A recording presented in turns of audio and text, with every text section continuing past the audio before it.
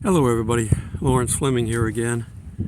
The trials of me having to deal with little to no internet.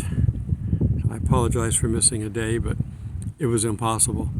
The weather was so cold here, and it's still cold. It's probably 30, maybe 32 degrees.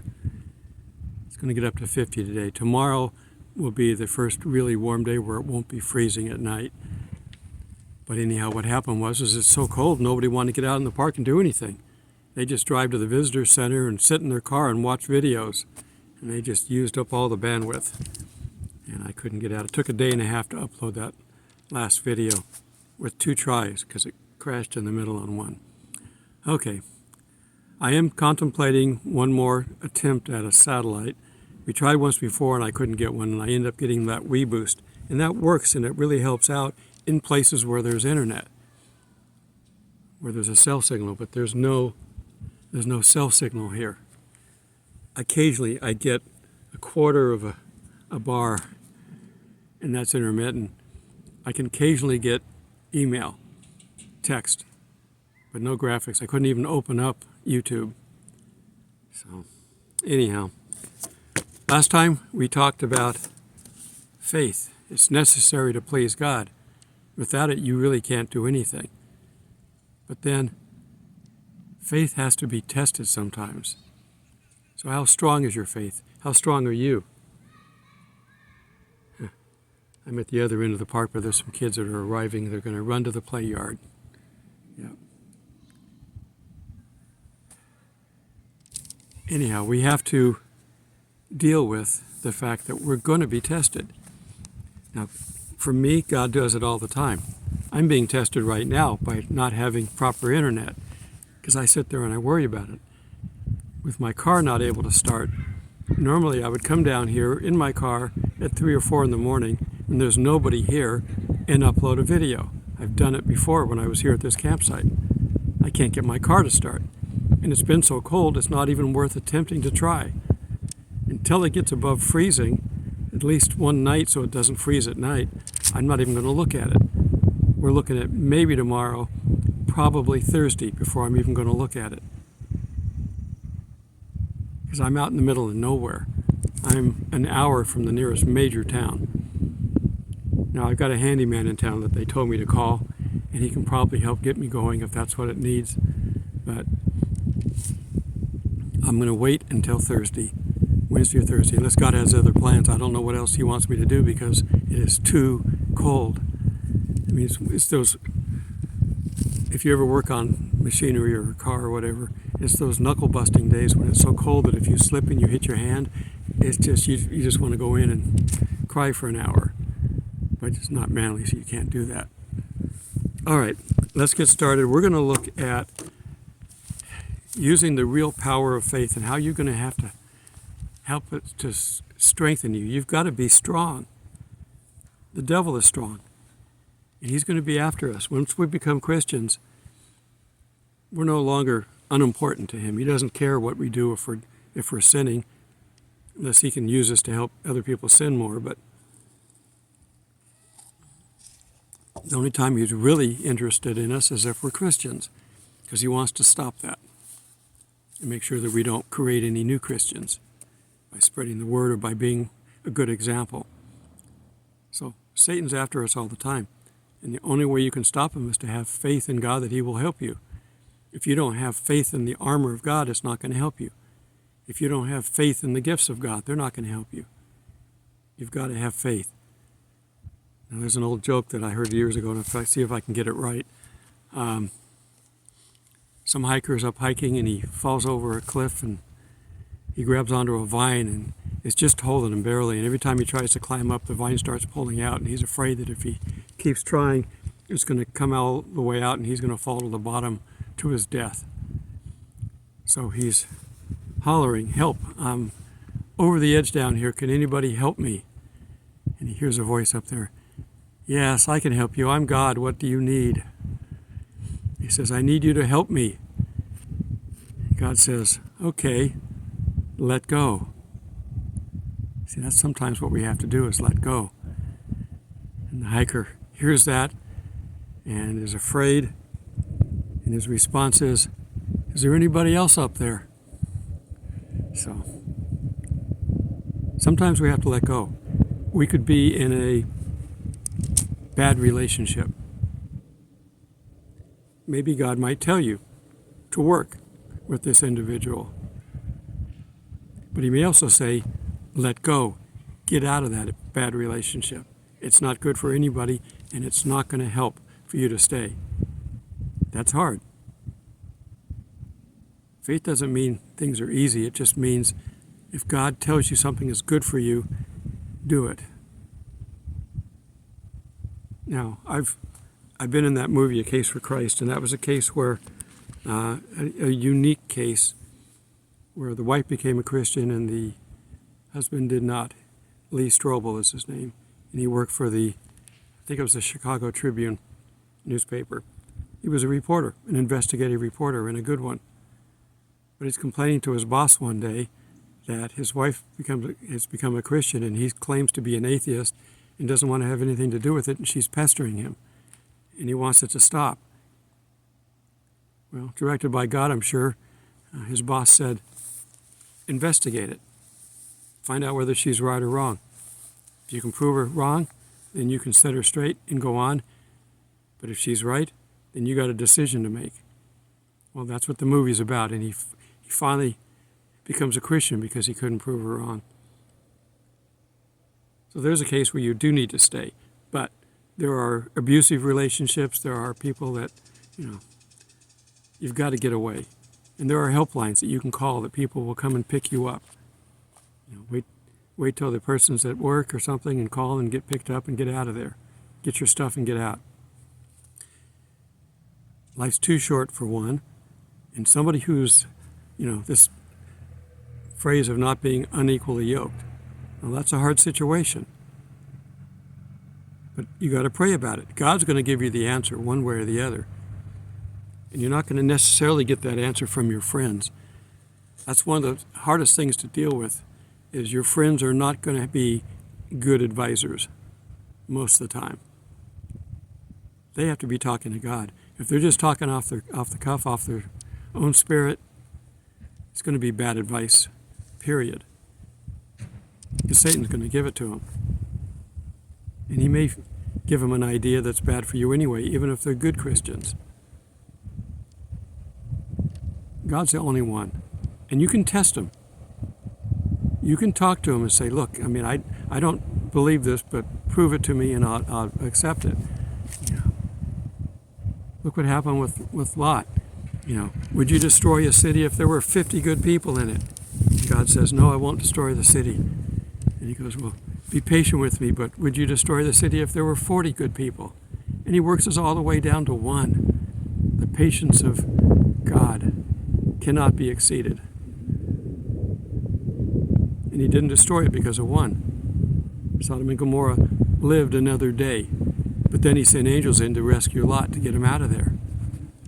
He said, get out of here quickly. It's going to be destroyed. So he gets them out of there. They leave. Now his wife turns back and turns into a pillar of salt. Was it the act of turning back? Of course not.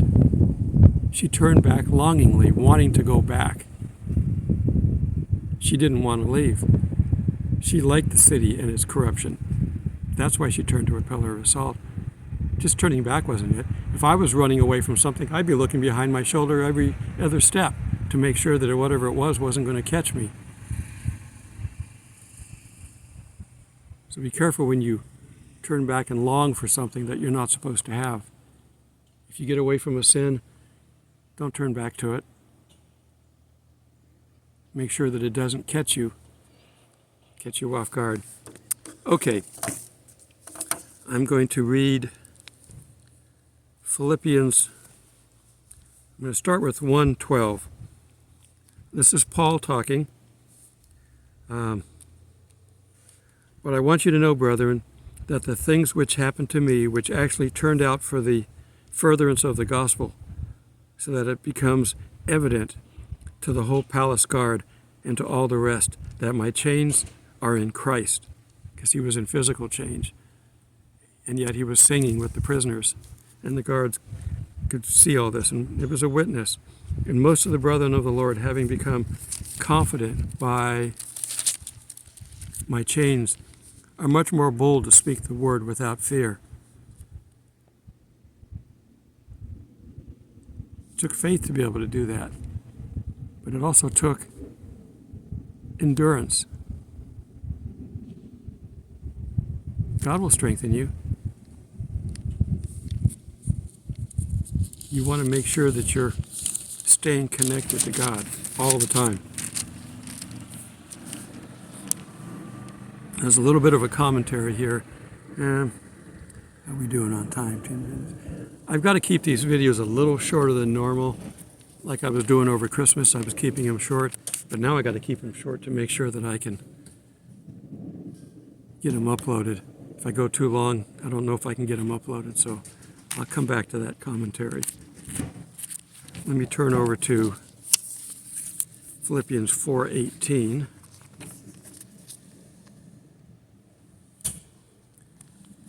They're coming around checking on the water faucets and that. They've been letting the water faucets drip at night so they don't have the systems freeze up like they did the first night we were here. There was no water in the cabins and the bathrooms are shut off. So they're coming around now. I think we must be maybe 33. It was supposed to be 55 or something today. So they must have got above freezing because they're turning off the water dripping. Okay, let's turn to 1 Peter 5:7.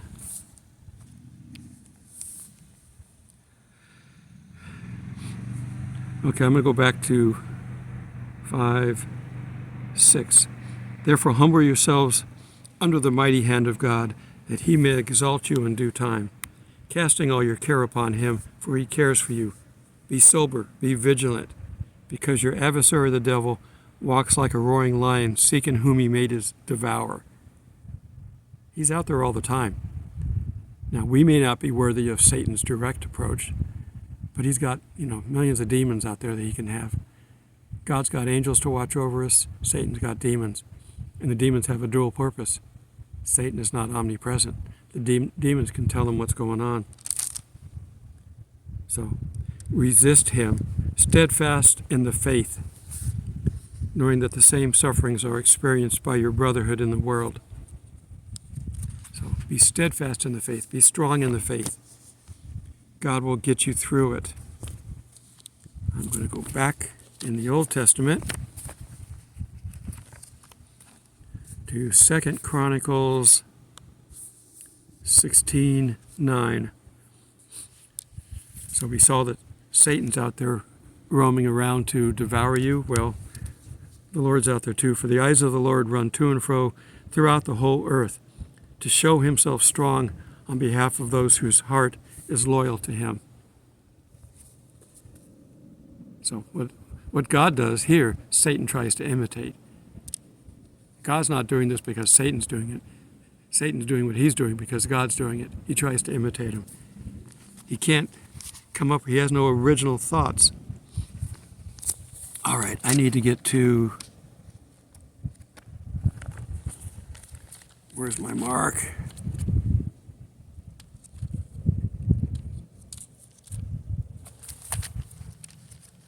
I guess I must have pulled it out by mistake. But we're going to go to Romans 16:20. Okay. Romans 16:20. And the God of peace will crush Satan under his feet shortly.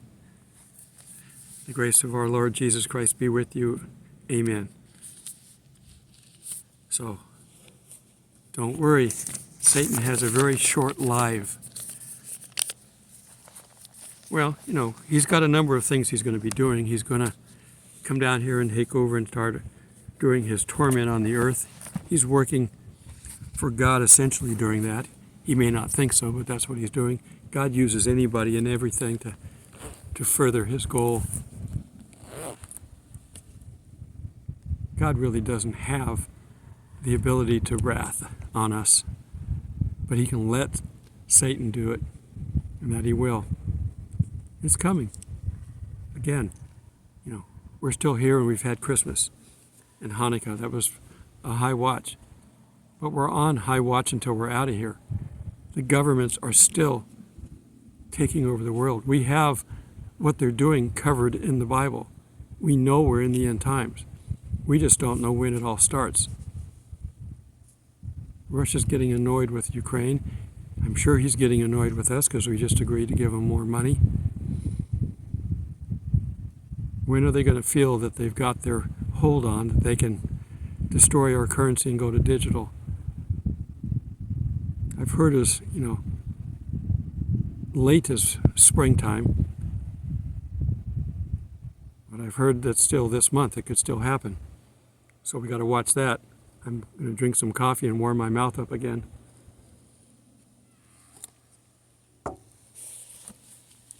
We have to be ready. I'm going to get my hat off. I see all my videos and I look the same. So I can use this, maybe if looks like I need a haircut. I look the same in all my videos because it's cold. I left the cold and came down to the cold. We're going to get to be 70, I think, on Thursday. And that's the day for me to get busy and get things going. And if I can't get my car fixed here, if I can at least get it to where I can reliably start it, then what I can do is, as I'm driving to my next spot, I'm going to go through 3 major towns. It's a 6-hour drive. I will stop in one of them and have somebody fix my car. Like I said, we're out in the middle of nowhere here. The nearest cell tower is 30 minutes away. That's the nearest town. There's nearest gas and the nearest market is 30 minutes away. So it's an hour round trip to run to town. So you get your goods here and you keep them here and you don't have to go in very often. But when I was here before, I drove into town like 3 times trying to upload a video. So God doesn't want me to do that anymore. So I'm going to have to start looking at other options, maybe Starlink. Something more to carry with me, that's the only problem. But it may mean that I can upload these videos from anywhere in the world, as long as I have power. So I'm debating this, I'm praying about it. If you have any comments that you think I should get a Starlink, drop them down below and let me know. I might do a poll and just ask. What I've got works as long as there's cell signal. But if I'm somewhere like here where there's nothing, and I'm getting ready to head out west, I still want to do that. If we're still here and my son gets back, we're going to try to head west. Before that, I'm going to try to head to South Florida and get out of this cold while I'm waiting for him. If I can be in South Florida and he flies back, he flies into South Florida for his first stop. Then he flies on to Atlanta, but if I can pick him up at the first stop, we're good to go, right? All right, keep praying for us, pray for him. Help his ministry out. He can use help still. He's going to continue to stay a little bit longer. He had a little bit of time left on his visa, on his passport, I guess. So he's going to stay a little bit longer, probably well into January. And your contributions, he's grateful for them. He is not an outward person. So he wanted me to tell you that he's really grateful for your help. So continue to help him. His link is in the description.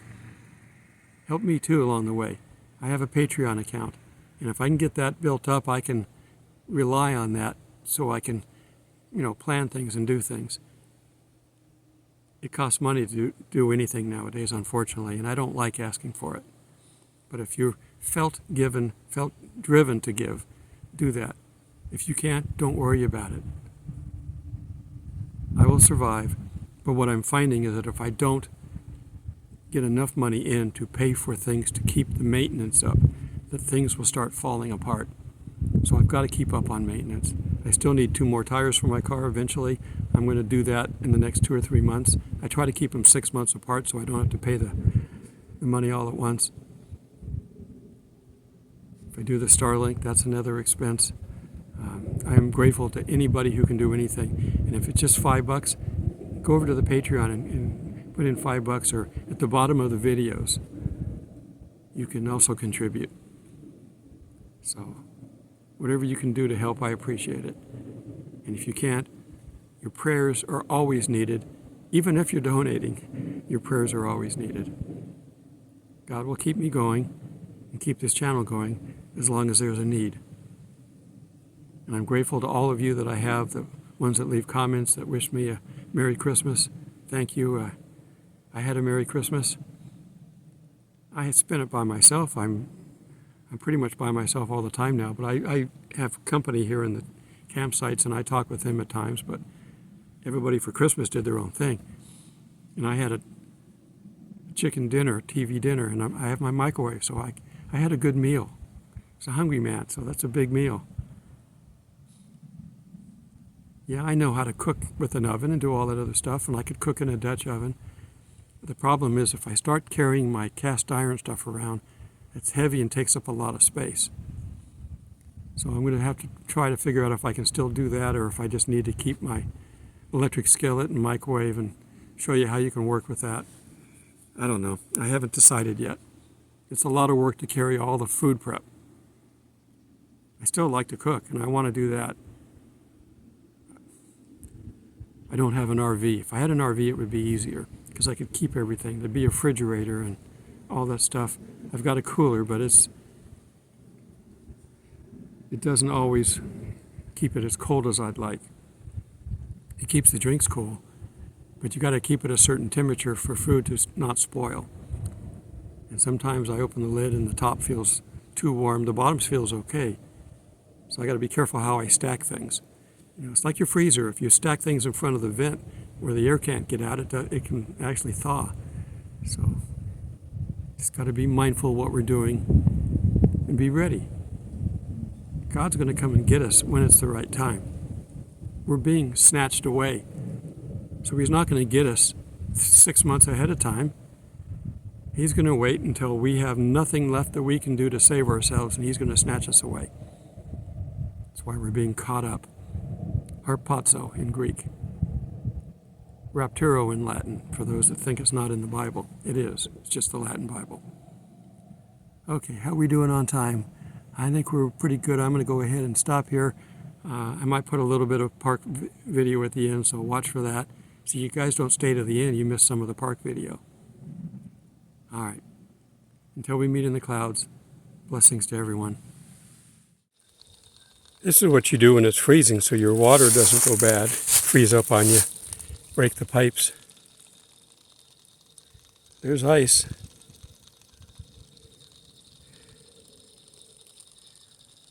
It's about 35, 36 degrees.